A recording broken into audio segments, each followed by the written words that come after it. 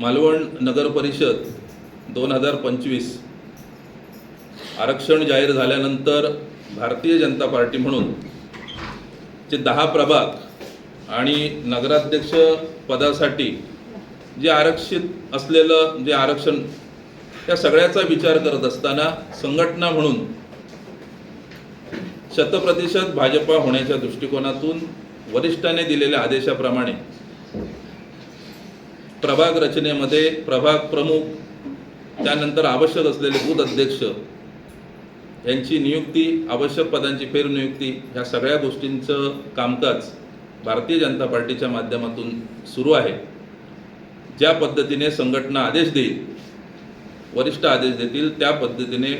भारतीय जनता पार्टीचा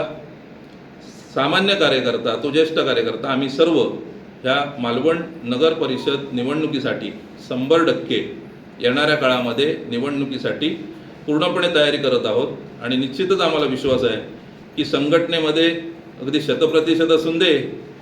नाहीतर संघटना सांगेल ते डिसिजन असून दे, या सगळ्यामध्ये आमचे सर्व लोक एकत्र येऊन 100%